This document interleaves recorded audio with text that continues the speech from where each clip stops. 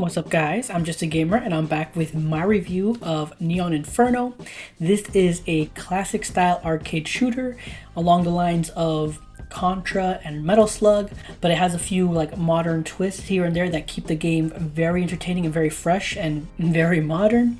And overall, this game was pretty amazing. It was actually really cool and really fun. It came out last year, I want to say around September, but I could be mistaken. And I wanted to get to it, and I finally did. And I was not disappointed. So yeah, let's just break it down like I usually do. So let's start with the story.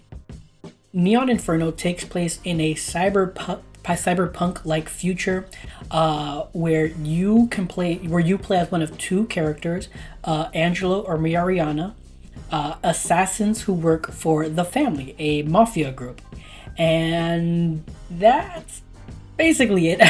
There's not really much to this story. Your Don, the head of the family, sends you on missions, and you go on these missions, and that's pretty much it. There's no real like deep narrative. I mean, there are some plot elements here and there, but really not much. And the one twist of the game you could probably see a mile away because it's kind of obvious. And yeah, the story is really bare bones. It's just there just to push the narrative along. And funnily enough, I didn't even realize until after I beat the game that in the character selection screen, you can press triangle to bring up little bios for the two characters to get a little bit of their backstory. I didn't find this until after the game. And again, like even after reading it, while nice to know what their characters, a little bit of their backstory, it doesn't really add anything to the story. So yeah, the story is fine. There's nothing really all that, deep about it. It's not like, Clair Obscur or Dispatch, nothing like that. But it's serviceable enough to just, move the story along, and that's really all you need. But that being said, the setting is really cool. The city and the future, like I said, it's cyberpunk, so there's a lot of like futuristic but also like retro style like elements. Like it's just very reminiscent of like what games back in the day thought the future might look like, if that makes any sense. And it's very charming and very cool. But yeah, again, story's fine, but nothing really to write home about. Moving on to the bread and butter of this game, and that is the gameplay, which is pretty freaking amazing. Again, very similar to arcade shooters of the past like Contra and Metal Slug. You have you start off with a handgun that has like infinite ammo. You're able to shoot forward, backward, up, down, a little bit diagonal each direction. And that's very standard. But what keeps this game interesting and kind of like a little modern twist is the fact that like you also have a dodge roll with iframes, and you also have a melee. But the melee can also be used to parry certain bullets or certain attacks back at enemies, and it will do double damage. But on top of that, if you have enough adrenaline, you can hold the melee down after deflecting a bullet or parrying a bullet, and you can then redirect the bullets in any direction, which is very cool, very interesting. And it helps you like clear rooms really fast because those redirected bullets do double damage. But then the game takes it a step further by allowing you to attack and by letting you attack enemies in the background and foreground. Depending on where they are, you can shoot in the background, in the foreground, and it gives this game this really like interesting like kind of 3D feel without being 3D. But you also have to be careful because characters in the foreground and the background can also shoot you from back there, so you have to be careful. You have to like dodge, double jump, all these things to like make sure you avoid damage while at the same time, fighting back, shooting back. And it's really chaotic, and it's really fun.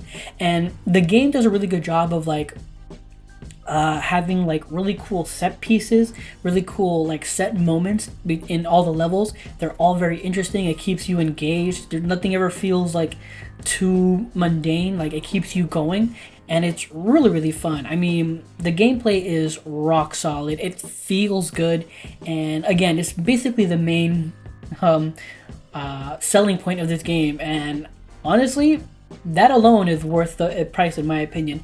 This was really good. And then again, similar to what I said with the story, like the set pieces and they give you very nice like gameplay, like breaks in the gameplay loop. You know what I mean? Like, even though you're not really changing up how you're, playing, you're still shooting, but they make you think of like the different ways you interact with, again, like the melee, the background and foreground, you being able to sometimes switch between the background and foreground. It's like, it's very interesting, very cool, and very, very fun, and it is a blast. The last thing I want to touch on is the game's music. It's actually really freaking good. Like, it actually goes really hard during certain like bosses and levels, and it's really fantastic.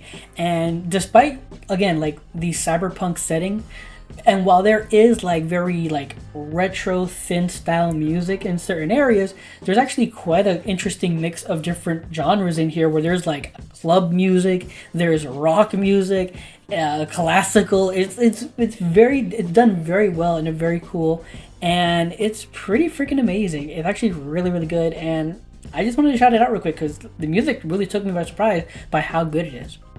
Now, that being said, the only negative I would say about this game is it's not very long. I mean, including the tutorial, it's maybe 7 levels. And then, like, it took me, I want to say, like 5 to 6 hours to beat, but that's because I suck. I can see somebody blowing through this in like one sitting, like less, like maybe 3 hours, not even. Honestly, if they're that good, they can probably blow through this like nothing. It only took me that long just because I suck, and I could see some people being not happy with that. The game is $20, so it's not a full price game, but at the same time, even at $20, it still feels a little bit short. Maybe it was like 15, I'd be a bit more like okay with it, but I don't know, like maybe I'm wrong, but for me it felt like, dang, $20, while it was an okay price, I still feel like even for that price, this was still a bit short. Now, that being said, there is like an arcade mode, and there is 2-player mode, so you can have fun in other ways with this game. But at the same time, it's like, still, the game is short. And once you play it one time through, single player, there's really nothing different. I mean, even if you switch characters, the story doesn't change, and nothing, there's no character differences. Like, it's the exact same route for both Angelo and Mariana. So again, once you play it once, you know what's in store. So again, like, while not a bad pricing, it's still a little for for as short as the game is. That's really the only negative I have to say about the game, that it's a bit on the short side. But overall, I really had a blast with this game. It was really cool, really fun, and I really hope to get a chance to play it with another person at some point, because this game, I could see this being super fun co-op.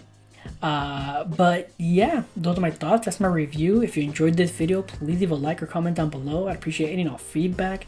Subscribe. I alternate streaming between Twitch and YouTube because I have not figured out multi-streaming. So if you'd like, you can follow me on Twitch at twitch.tv/JustAGamerInc, all together in word, or you can click the link below. And on YouTube, just hit that notification bell to know when I go live. But what are your thoughts on Neon Inferno? Have you tried it? Have you heard of it? What are your thoughts on it? Did you agree, disagree with my take? Let me know in the comments down below. I would love to hear from you guys. But regardless, thank you for watching, and until next time, take care and have a good game.